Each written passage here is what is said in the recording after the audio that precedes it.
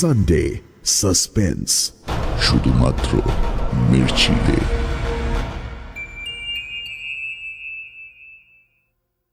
বাংলা সাহিত্যের রোমাঞ্চকর কিছু গল্প দিয়ে সাজানো আমাদের এই বিশেষ নিবেদন সানডে সাসপেন্স।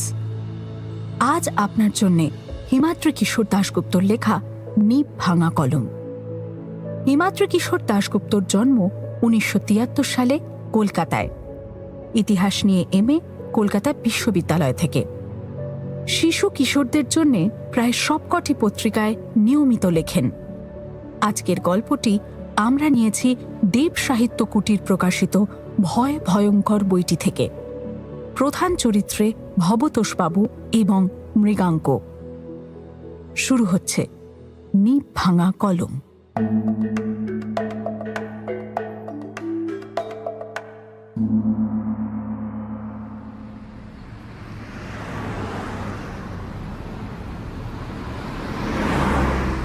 ভবতোষবাবু অফিস ফেরতা যখন পার্ক স্ট্রিটের কলমের দোকানটাতে গিয়ে পৌঁছলেন, তখন সন্ধে নামবো করছে। দোকানের মালিক সুধাময় বাবু হেসে বললেন, আরে মশাই, আপনার এত দেরি হলো কেন আসতে? আজ আবার আমার একটা নেমন্তন্ন আছে বুঝেছেন, এখনই দোকান বন্ধ করতে যাচ্ছিলাম। রুমাল দিয়ে ঘাম মুছতে মুছতে ভবতোষবাবু বললেন, আর বলবেন না মশাই, আমার অফিসে এখন কাজের যা চাপ, তাতে বেরোবার ফুরসতই নেই। সকাল 8টায় অফিসে ঢুকে সেই যে কলম নিয়ে বসলাম, তারপর মাথা তুললাম বেলা 5টায়, তারপর ছুটতে ছুটতে এখানে এলাম। সুধাময় বাবু রসিকতা করে বললেন, আপনার তো কলমের ওপর বরাবরই প্রবল টান। আপনি তাই কিছুতেই কলম ছাড়তে চান না। মজা করে বললেও কথাটা মিথ্যে বলেননি তিনি। ভবতোষবাবুর এই একটাই শখ, কলম সংগ্রহ করা। নানা দেশে নানা ধরনের নামী কোম্পানির কলম আছে তাঁর সংগ্রহে। কলম কেনার জন্য তিনি কখনো অর্থের কার্পণ্য করেন না। এই তো মাসখানেক আগে এই দোকান থেকেই 25,000 টাকা দিয়ে বিদেশি ব্র্যান্ডের কলম কিনে নিয়ে গেছেন তিনি। নতুন কোনো কলম এলেই সুধাময়বাবু টেলিফোন করেন তাকে। ভবতোষ দোকানে এসে কলম পছন্দ হলে কিনে নিয়ে যান। 2 দিন আগে সুধাময়বাবু টেলিফোন করেছিলেন তাকে, যে জন্য ভবতোষবাবুর আজ এখানে আসা। ভবতোষবাবু এরপর জানতে চাইলেন, দেখান নতুন কি এলো। সুধাময়বাবু হেসে বললেন, নতুন নয়, পুরনো দেখাচ্ছি। দোকান সংলগ্ন পেছনে একটা ঘর আছে, যেটা দোকানের স্টোর রুম। সেখানে ঢুকে কিছুক্ষণের মধ্যেই একটা কলমের বাক্স নিয়ে বেরিয়ে এলেন সুধাময়বাবু। দেখেই বোঝা যাচ্ছে বাক্সটা অনেক পুরনো। ভবতোষবাবুর সামনে বাক্সটা খুললেন সুধাময়বাবু। তার মধ্যে রাখা আছে একটা লাল রঙের পেট মোটা ফাউন্টেন পেন। কলমটা ভবতোষবাবুর হাতে তুলে দিয়ে সুধাময়বাবু বললেন, এই গায়ের লেখাটা পড়ে দেখুন একবার। লেখাটা পড়ে অবাক হয়ে গেলেন ভবতোষবাবু। পেনটার গায়ে খুদে হরফে লেখা বিখ্যাত এক কলম কোম্পানির নাম। তার সঙ্গে লেখা লন্ডন, ম্যানুফ্যাকচারিং ইয়ার 1900। অর্থাৎ কলমটার বয়স 100 বছরেরও বেশি। ভবতোষবাবু বিস্মিতভাবে প্রশ্ন করলেন, এ কলম আপনি পেলেন কোথায়? সুধাময়বাবু বললেন, ওই আমার গোডাউনটা পরিষ্কার করতে গিয়ে একটা পুরনো বাক্সের মধ্যেই কলমের বাক্সটা ছিল। আমাদের এই 3 পুরুষের কলমের দোকান বুঝেছেন, 100 বছরের পুরনো। একসময় সাহেব শুভরাও এখানে আসতেন কলম কিনতে বা কলম সারাতে। আমার ধারণা তেমনই কারো কলম এটা। ভবতোষবাবু বললেন, এ তো এখন অ্যান্টিক জিনিস মশাই, ক্লিপটা তো রূপোর মনে হচ্ছে। সুধাময়বাবু বললেন, অ্যান্টিক, কিন্তু কলমটা একবার খুলে দেখুন। কলমের ক্যাপটা খুলেই ভবতোষবাবু দেখতে পেলেন কলমের নিবটা ভাঙা। তিনি বলে উঠলেন, এ মা, নিব যে ভাঙা। সুধাময়বাবু বললেন, ভাঙা। আমার ধারণা কেউ সে সময় কলমের নিবটা পাল্টাবার জন্য দোকানে কলমটা দিয়ে গেছিল, তারপর আর নিতে আসেনি। এ কথা বলার পর সুধাময়বাবু বললেন, তবে কলমটা ভাঙা হলেও এটার এখন অন্য মূল্য আছে বুঝেছেন। এটা আপনাকে উপহার দিতে চাই। হ্যাঁ, আমি একবার চেষ্টা করে দেখবো নাকি বিদেশে এই নিব পাওয়া যায় কিনা। যদি পাওয়া যায় তবে তার কোনো কথাই নেই। ভবতোষবাবু তার কথা শুনে বললেন, কিন্তু আমাকে কেন? যদিও মনে মনে বেশ খুশি হলেন তিনি। সুধাময় বাবু বললেন, আরে মশাই, আপনি আমার পুরনো কাস্টমার। কত দামি দামি পেন কেনেন এখান থেকে। তাছাড়া এই জিনিসের মর্ম সবাই বোঝে না, তাই এটা আপনাকে উপহার দিলাম। ভবতোষবাবু বললেন, ধন্যবাদ আপনাকে। আপনার উপহার আমি গ্রহণ করলাম। সুধময় বাবুর দোকান বন্ধ করার তাড়া আছে, তাই আর সময় নষ্ট না করে উপহারটা কাঁধের ব্যাগে পুরে ভবতোষবাবু রাস্তায় নামলেন।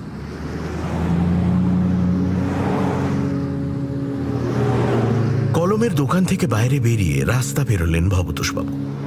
পাশেই গড়ের মাঠ। সূর্যের শেষ আলোটুকু ছড়িয়ে পড়েছে বিশাল মাঠটায়।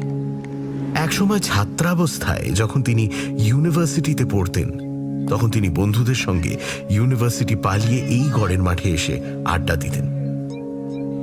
কোথায় হারিয়ে গেছে সেসব সোনালি দিন। মাঠের দু এক জায়গাতে ছেলের দল খেলা করছে, কিন্তু বিশাল মাঠটাকে ফাঁকাই বলা চলে। মাঠটা যেন ডাকছিল ভবতোষবাবুকে। তিনি একলা মানুষ, তাছাড়া আজ বাড়ি ফেরার তেমন তাড়াও নেই। পরদিন কালী পুজো, অফিস ছুটি। তার বাড়িও বেশি দূর নয়, এই কলকাতা শহরে ঝামা পুকুর লেনে। ভবতোষবাবু ভাবলেন মাঠে গিয়ে কোথাও একটা বসা যাক। বহুদিন এমন কোনো খোলামেলা জায়গাতে গিয়ে বসেননি তিনি। কথাটা ভেবে রাস্তার পাশে এক বাদামওয়ালার থেকে এক ঠোঙা বাদাম কিনলেন তিনি। তারপর মাঠের ভেতর প্রবেশ করলেন। ভবতোষবাবু হাঁটতে হাঁটতে এগোলেন মাঠের ভেতর দিকে। রাস্তার কোলাহল আস্তে আস্তে দূরে সরে যেতে লাগলো। মাঝ মাঠের এক পাশে যেখানে একটা বিরাট গাছ একলা দাঁড়িয়ে আছে, তার নিচে গিয়ে বসলেন তিনি। দুপাশের রাস্তার গাড়ি বা লোকজনের শব্দ কিছুই এ জায়গা পর্যন্ত পৌঁছয় না। গাছের তলায় বসে প্রথমে বাদাম খেতে লাগলেন ভবতোষবাবু। সন্ধে নামবে। তিনি দেখলেন মাঠে যারা খেলছিল সেই ছেলের দল ব্যাট উইকেট গুটিয়ে এবার বাড়ি ফেরার পথ ধরল। ভবতোষবাবুর মনে হলো কলমটা আবার একবার দেখা যাক। কাঁধের ঝোলা ব্যাগ থেকে কলমের বাক্সটা বার করলেন তিনি। তারপর বাক্সটা খুলে কলমটা নিয়ে ঘুরিয়ে ফিরিয়ে দেখতে লাগলেন। তার ক্যাপটা খুলে ভাঙা নিবটা ভালো করে দেখতে দেখতে তিনি ভাবতে লাগলেন যে সুধাময় যদি এই নিবটা জোগাড় করে দিতে পারেন তবে বেশ হয়, আর যদি নাও পারেন তবুও জিনিসটা অমূল্য। দ্রুত অন্ধকার নামতে শুরু করেছে চারপাশে। রাস্তার দিকে বাতি স্তম্ভগুলো জ্বলে উঠতে শুরু করেছে। কালী পুজোর আগের দিন। আজ আবার ভূত চতুর্দশীর রাত। চাঁদ উঠবে না। বাড়ি ফিরে আজ আবার 14 প্রদীপ জ্বালাতে হবে। দূরে রাস্তার গায়ে আলোগুলো জ্বলে উঠতে দেখে কথাটা মনে পড়ল ভবতোষবাবুর। এবার তবে তাকে উঠতে হবে। হঠাৎ কিছুটা তফাৎ থেকে একটা কণ্ঠস্বর কানে এলো তার। খাঁটি বিলাতি কলম। ভবতোষবাবু তাকিয়ে দেখলেন কোত্থেকে যেন একজন এসে দাঁড়িয়েছেন তার কয়েক হাত দূরে। লোকটার পরনে ধুতির ওপর হাফ শার্ট, পায়ে চপ্পল। লোক না বলে তাকে যুবক বা ছেলেই বলা যায়। সম্ভবত কৈশোর পেরিয়ে সদ্য যৌবনে পদার্পণ করেছে সে। ছেলেটা এক দৃষ্টে তাকিয়ে আছে ভবতোষবাবুর হাতের কলমের দিকে। তার ঠোঁটের কোণে যেন আবছা হাসির রেশ। তাকে দেখে ভদ্র ঘরের ছেলে বলেই মনে হয়। তবে আজকাল এই বয়সের ছেলেরা কেউ ধুতি পরে না। ভবতোষবাবু নিজে বরাবর ধুতি পাঞ্জাবি পরেন, তাই ছেলেটার পোশাক দেখে ভালোই লাগলো তাঁর। ভবতোষবাবুর বয়স 60-এর কাছে। ছেলেটা যেহেতু তাঁর থেকে অনেক ছোট, তাই তাকে তিনি তুমি সম্বোধন করে মৃদু বিস্মিতভাবেই প্রশ্ন করলেন, কিভাবে বুঝলে এটা বিলিতি কলম? তুমি কলম চেনো? ছেলেটা জবাব দিল, না, সব কলম চিনি না, তবে এই কলমটা আমি দেখেছি। তুমি কি করো? কোথায় থাকো? এমন কলম কোথায় দেখেছো? ছেলেটা একটু ইতস্তত করে বলল, আমি ঢাকা বিশ্ববিদ্যালয়ের ছাত্র। কথাটা শুনেই ভবতোষবাবু বললেন, বেশ বেশ, কলকাতায় বেড়াতে এসেছো বুঝি। এক সময় আমার পূর্বপুরুষরাও ঢাকায় থাকতেন। আমার জন্ম অবশ্যই কলকাতা শহরেই। এই কলম হডসন সাহেবের ছিল। অদসন সাহেব কে? কুমিল্লার সাব জজ সাহেব, ম্যাজিস্ট্রেট সাহেব। তার ওই কলম নিয়ে একটা গল্প আছে। কি গল্প? কৌতূহলী হয়ে জানতে চাইলেন ভবতোষবাবু। ছেলেটা বলল, শুনবেন? তবে একটু বসেই বলি, আমাকে এখানে থাকতে হবে, একজন আসবে এখানে। আজ থেকে প্রায় 100 বছর আগের ঘটনা, 1920 সন। ব্রিটিশ রাজশক্তি তখন নিপীড়ন চালাচ্ছে ভারতবর্ষের বুকে, আর ব্রিটিশ শাসনকে উৎখাত করার জন্য শুরু হয়েছে সশস্ত্র বিপ্লবী আন্দোলন। আর তাতে ঝাঁপিয়ে পড়ছে অবিভক্ত বাংলার যুব সমাজ। স্কুল কলেজ থেকে বেরিয়ে দেশ ও মাতৃকাকে পরাধীনতার গ্লানি থেকে মুক্ত করতে বিপ্লবী আন্দোলনে যোগ দিচ্ছে ছাত্ররা। তারা মারছে এবং মরছেও। 1908 সনে ফাঁসির দড়ি গলায় পড়েছেন ক্ষুদিরাম বসু। শহীদ হয়েছেন প্রফুল্ল চাকি, প্রফুল্ল চক্রবর্তী সহ চেনা অচেনা অনেকে। ব্রিটিশ পুলিশের ফাঁসির দড়ি বা বন্দুকের গুলি কিছুই দমাতে পারছে না বাংলার দামাল ছেলেদের, যেন দেশের জন্য শহীদ হওয়ার জন্যই জন্মেছে তারা। কলকাতার অনুশীলন সমিতির শাখা হিসেবে 1905 সালে ঢাকাতেও বিপ্লবী সংগঠন অনুশীলন সমিতি প্রতিষ্ঠিত হয়। ঢাকা বিশ্ববিদ্যালয়ের বহু ছাত্র যোগ দেয় তাতে। তেমনই এক ছাত্র ছিল মৃগাঙ্ক চাকলাদার। 16 বছর বয়স, বিশ্ববিদ্যালয়ের 2য় বর্ষের ছাত্র। ছেলেবেলায় তার বাবা মা মারা গেছিল, নিকটাত্মীয় বলতেও কেউ ছিল না। দূর সম্পর্কের এক মামার বাড়িতে কাজকর্ম করে দেবার বিনিময়ে থাকতো সে। তারপর সে বিশ্ববিদ্যালয়ের হোস্টেলে উঠে এসেছিল। মেধাবী ছাত্র বলে কিছু জলপানি পেত আর 2টো দোকানে খাতা লেখার কাজ করত, তাতেই চলতো তার। কিন্তু তার সঙ্গে হডসন সাহেবের কলমের সম্পর্ক কি? তুমি তো বললে হডসন সাহেবের কলমের গল্প বলবে। সম্পর্ক আছে, একটু ধৈর্য ধরে শুনুন। হ্যাঁ, ওই মৃগাঙ্ক চাকলাদার, সে যুক্ত হলো গুপ্ত সমিতির সঙ্গে। কিছুদিনের মধ্যেই তার কাঁধে একটা দায়িত্ব বর্তালো। বিপ্লবীদের এখন অস্ত্রের দরকার। ঠিক হলো কুমিল্লার এক পুলিশ চৌকিতে হানা দিয়ে রাইফেল, পিস্তল লুট করতে হবে। সেই মতো আরো কয়েকজন সঙ্গীর সঙ্গে কুমিল্লায় পৌঁছল সে। স্থানীয় গুপ্ত সমিতির সাহায্যে বেশ কয়েক মাস কুমিল্লায় থাকার পর অবশেষে এলো সেই নির্দিষ্ট দিন। সেদিনও ছিল এমন ভূত চতুর্দশীর রাত। চারপাশ অন্ধকার থাকবে বলে সে রাতটাকেই বেছে নিয়েছিল তারা। মাঝরাতে তারা অতর্কিত হানা দিল পুলিশ ফাঁড়িতে। জনশাতেক বাঙালি যুবকের দল। শুরু হলো দুপক্ষের গুলির লড়াই। মুহুর্মুহু গুলির শব্দ আর বন্দে মাতরম ধ্বনিতে বিলীন হয়ে যেতে লাগলো রাত্রির নিস্তব্ধতা।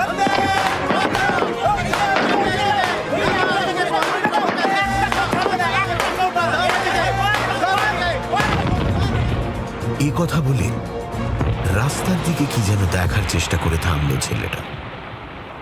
গল্পটা এবার আকর্ষণ করতে শুরু করেছে ভবতোষবাবুকে। তিনি বললেন, থামলে কেন বলো? আবার বলতে শুরু করলো ছেলেটা।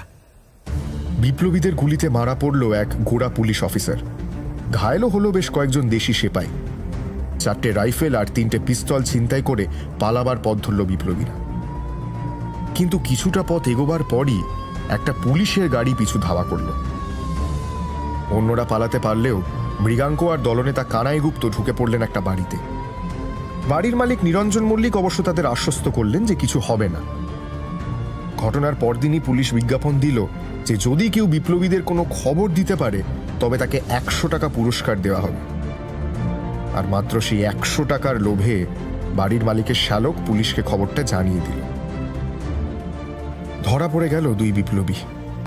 এই পর্যন্ত বলে আবারও মাঠের একপাশে রাস্তার দিকে তাকিয়ে চুপ করে গেল ছেলেটা। ভবতোষবাবু বলে উঠলেন, তারপর তারপর এবার যেন মৃদু হাসল ছেলেটা। সে বলল, এখান থেকেই আসল গল্পের শুরু। প্রথমে জেলে নিয়ে যাওয়া হলো 2 বিপ্লবীকে। অন্য সঙ্গীদের নাম বার করার জন্য তাদের উপর শুরু হলো অকথ্য অত্যাচার। কিন্তু একটাও নাম বা খবর বার করতে পারল না তারা। অবশেষে মামলা উঠল হডসন সাহেবের কোর্টে। খুন, লুণ্ঠন এবং রাষ্ট্রদ্রোহিতার মামলা। হডসন সাহেবের কোর্টে মামলা ওঠা মানেই ফাঁসি অথবা দ্বীপান্তর, নিদেন পক্ষে যাবজ্জীবন সাজা। বিপ্লবীদের সাজা দিয়ে ইতিমধ্যেই নাম কামিয়েছেন কুখ্যাত হডসন সাহেব। বিচারের নামে কিছুদিন ধরে প্রহসন চলার পর এলো সাজা ঘোষণার দিন। কাঠগড়ায় দাঁড়িয়ে দুই দেশপ্রেমিক বাঙালি যুবক আর বিচারকের আসনে লালমুখ হডসন সাহেব।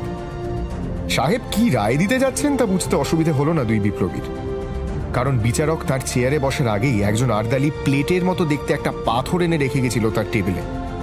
বিচারক তার টেবিলে এসে বসলেন, তারপর আদেশনামা পাঠ করলেন। কানাইয়ের ফাঁসি, আর মৃগাঙ্কের তখনও 18 বছর হয়নি বলে সাজা কিছুটা কম, যাবজ্জীবন দ্বীপান্তর। রায়দানের পর হডসন আসামিদের কাছে জানতে চাইলেন, তোমাদের কিছু বলার আছে?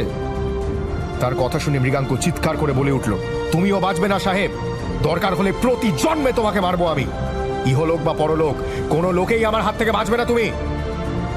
সাহেব তাচ্ছিল্যের হাসি হাসলেন, তারপর আপনার ওই কলম দিয়ে ফাঁসির আদেশ সই করে পাথরের চাকতিতে চাপ দিয়ে নিব ভেঙে ফেললেন। ফাঁসির সাজা যে কলম দিয়ে স্বাক্ষর করা হয় তার নিব ভেঙে ফেলাই রীতি। ভবতোষবাবু কথাটা শুনে মনে মনে বলে উঠলেন, আরে আমার কলমের নিবটাও যে ভাঙা। ছেলেটা বলে চলল, দুই বিপ্লবীকে দুই জেলে স্থানান্তর করা হলো। ফাঁসি হয়ে গেল একজনের, কিন্তু মৃগাঙ্ককে দ্বীপান্তরে পাঠাবার আগেই একদিন সন্ধ্যায় জেল থেকে পাঁচিল টপকে পালালো সে। পুলিশ তার খোঁজ চালাতে লাগলো ঠিকই, কিন্তু ধরতে তাকে পারল না। মৃগাঙ্ক পালিয়ে চলে এলো কলকাতায়, কিন্তু সে তার শপথের কথা ভুলল না, যেভাবেই হোক ওই হডসনকে শাস্তি দিতে হবে। এদিকে অন্য একটা ঘটনা ঘটেছিল। সাহেব তো কলমের নিব ভেঙে ফেললেন ঠিকই, কিন্তু তারপরই তার খেয়াল হলো এই কলম তো সরকারি কলম নয়, এটা তার স্ত্রীর দেওয়া উপহার। সে যদি কলমটা সাহেবের কাছে দেখতে চায় তবে তিনি বিপদে পড়বেন। বিড়ম্বনার থেকে বাঁচার জন্য তিনি তার এক আর্দালির হাত দিয়ে কলমটা নিব বদলাবার জন্য পাঠিয়ে দিলেন কলকাতার এক কলমের দোকানে। কিন্তু নিব না থাকায় দোকানদার কলমটা তাকে দোকানে রেখে যেতে বললেন এবং বললেন বিলেত থেকে নিব আসলে তিনি করে দেবেন। মাস তিনেক বাদে সাহেব ঠিক করলেন তিনি দুটো কাজে কলকাতা আসবেন। একটা তার সরকারি কাজ, আর দ্বিতীয় কাজটা হলো কলমের নিবটা যদি ঠিক হয়ে থাকে তবে তা ফেরত নিয়ে যাবেন তিনি। খবরটা তার এক আর্দালির মারফত পৌঁছে গেল বিপ্লবীদের কানে। তারা ব্যাপারটা জানিয়ে দিলেন মৃগাঙ্ককে। সাহেব কোন ট্রেনে আসছেন, কোথায় কোথায় যাবেন, এসব ব্যাপার। সাহেব ট্রেন থেকে নামতেই মৃগাঙ্ক অনুসরণ করলে তাকে। সাহেব প্রথমে লাট ভবনে ঢুকলেন, তারপর সেখানের কাজ ছেড়ে রাস্তা পেরিয়ে গড়ের মাঠে ঢুকলেন, কোনাকুনি মাঠ পেরিয়ে পার্ক স্ট্রিটের কলমের দোকানে যাওয়ার জন্য। আর ঠিক এই জায়গাতেই হডসন সাহেব আর মৃগাঙ্কর দেখা হল। সাহেব মৃগাঙ্ককে দেখতে পেয়েই বলে উঠলেন, you are under arrest Mriganka, তুমি ধরা দাও। সাহেবের সঙ্গে একজন দেহরক্ষী ছিল, সে ধরতে গেল তাকে, কিন্তু মৃগাঙ্ক তৈরি হয়েই ছিল। সে পিস্তল বার করে গুলি চালিয়ে দিল হডসন সাহেবের হৃৎপিণ্ড লক্ষ্য করে। তার নিব ভাঙা কলমটাই তার মৃত্যু ডেকে আনলো। কিন্তু দেহরক্ষীকে লক্ষ্য করে মৃগাঙ্ক বেশ কয়েকটা গুলি চালালো ঠিকই, কিন্তু তার লক্ষ্য ভ্রষ্ট হলো। সেই দেহরক্ষীর পাল্টা গুলিতে নিহত হলো বিপ্লবী মৃগাঙ্ক চাকলাদার। তার দেহটা পরবর্তীকালে কাউকে না জানিয়ে এই গড়ের মাঠেই পুঁতে দেওয়া হয়েছিল, ঠিক যেমন প্রফুল্ল চাকির ছিন্নমুণ্ড পুঁতে ফেলা হয়েছিল কলকাতার এক পার্কে। এই বলে থেমে গেল ছেলেটা। ভবতোষবাবু বিস্মিত হয়ে বলে উঠলেন, এত কথা তুমি জানলে কিভাবে? তুমি কি বলতে চাইছো আমার কলমটা? ভবতোষবাবুর কথা শেষ হতে না হতেই একটু তফাতে তাকিয়ে তড়াক করে লাফিয়ে উঠল ছেলেটা। তারপর দ্রুত গিয়ে আশ্রয় নিল গাছের গুঁড়ির আড়ালে। ভবতোষবাবু দেখতে পেলেন রাস্তার দিক থেকে মাঠ পেরিয়ে দুটো ছায়া মূর্তি এগিয়ে আসছে তার দিকে।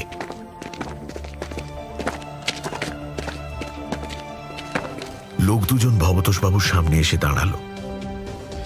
অন্ধকারের মধ্যে ভবতোষবাবুর যা মনে হলো তাতে তাদের একজনের পরনে সাহেবী পোশাক, কোট, হ্যাট, আর তার সঙ্গীর পরনে পুলিশের পোশাক। সাহেবের পোশাক পরা লোকটা ভবতোষবাবুর উদ্দেশ্যে ভাঙা ভাঙা বাংলায় বলল, বাবু, স্ট্যান্ড আপ।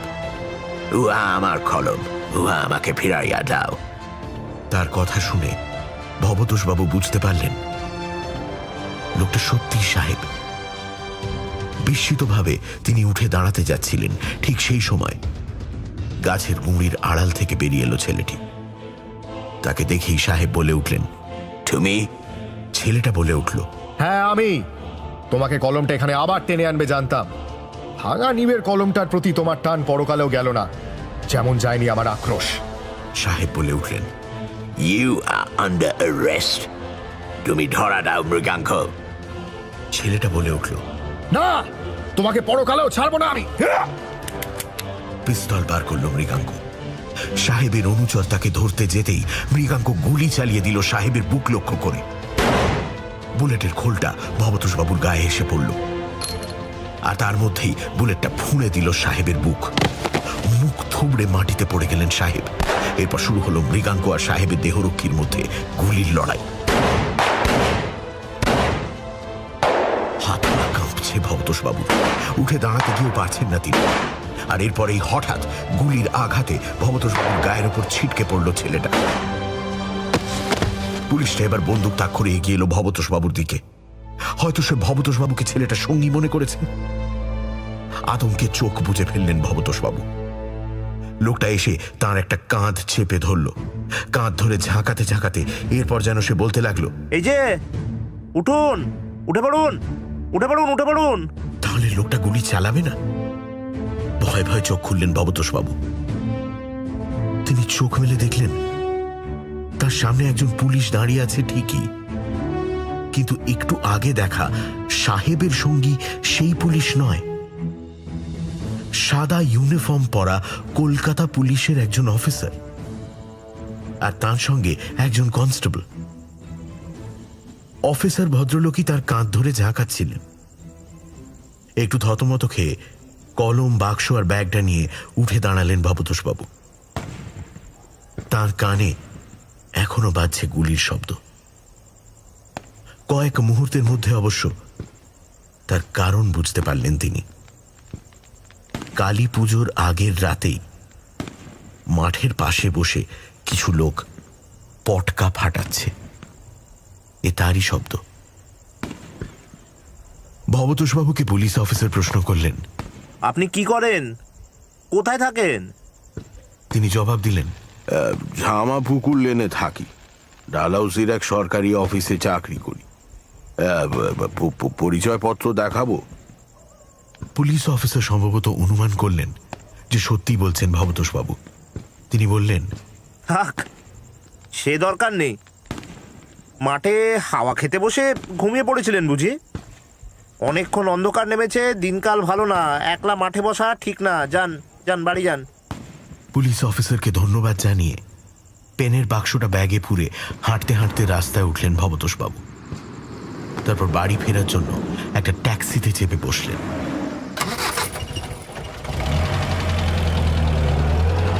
উজ্জ্বল আলোকময় কলকাতার রাস্তা। চারপাশে তাকিয়ে দেখতে দেখতে তিনি ভাবলেন তার দেখাটা নিশ্চয়ই স্বপ্ন ছিল। কোন একটা বইতে যেন তিনি পড়েছিলেন যে ফাঁসির সাজা ঘোষণার পর বিচারকরা আদেশে স্বাক্ষর করে কলমের নিবটা ভেঙে দেন। কলমের ভাঙা নিব দেখে তার অবচেতনে সেই কথাটাই মনে এসেছিল। অফিসে কদিন কাজের খুব চাপ।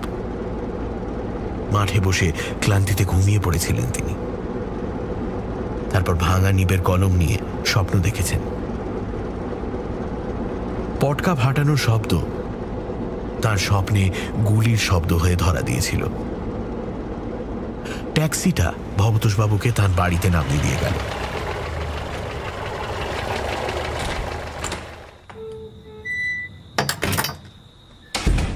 ঘরে ঢুকে আলো জ্বাললেন ভবতোষবাবু। ব্যাগ থেকে কলমের বাক্সটা তিনি টেবিলে রাখতে যাচ্ছেন, হঠাৎ ব্যাগ থেকে ঠক করে মেঝের ওপর কি যেন একটা গড়িয়ে পড়ল। ভবতোষবাবু অবাক হয়ে গেলেন জিনিসটা দেখে। ঘরের উজ্জ্বল বাতির নিচে মেঝেতে পড়ে আছে একটা বুলেটের ফাঁপা ধাতব খোল। দেখে মনে হয় বেশ পুরনো সেটা। এটা তাঁর ব্যাগে এলো কিভাবে? স্বপ্নর কথাটা মনে পড়ে গেল তার। মৃগাঙ্ক যখন হডসন সাহেবকে গুলি করে তখন বুলেটের খোলটা ছিটকে তার গায়েই পড়েছিল। তখনই কি সেটা মুখ খোলা ব্যাগে ঢুকে গেছিল? তবুও তিনি মনকে প্রবোধ দেবার চেষ্টা করলেন এই বলে যে অনেক সময় পুলিশের লোকরা তাদের অনুষ্ঠানে বন্দুকবাজির খেলা দেখায় গড়ের মাঠে। মাঠে বসার পর হয়তো তেমনই খোল কুড়িয়ে পেয়েছিলেন তিনি। এখন ব্যাপারটা মনে করতে পারছেন না, কিন্তু এরপর তিনি নিচু হয়ে মেঝে থেকে খোলটা কুড়িয়ে নিতে গিয়ে হঠাৎ আরেকটা জিনিস দেখে বিস্ময়ে হতবাক হয়ে গেলেন। তার ধুতির কোঁচায় লেগে আছে ফোঁটা ফোঁটা রক্তের দাগ। মৃগাঙ্ক যখন গুলি খেয়ে তার দেহের ওপর গড়িয়ে পড়েছিল সেই রক্তের দাগ।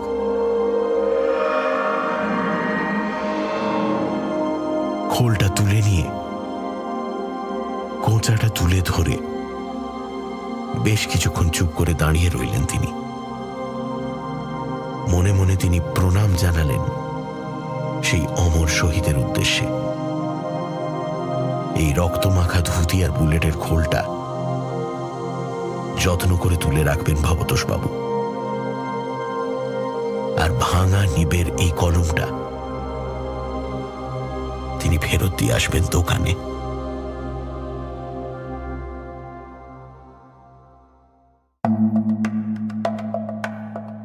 সানডে সাসপেন্সে আজ শুনলেন হিমাদ্রি কিশোর দাশগুপ্তর লেখা নিব ভাঙা কলম।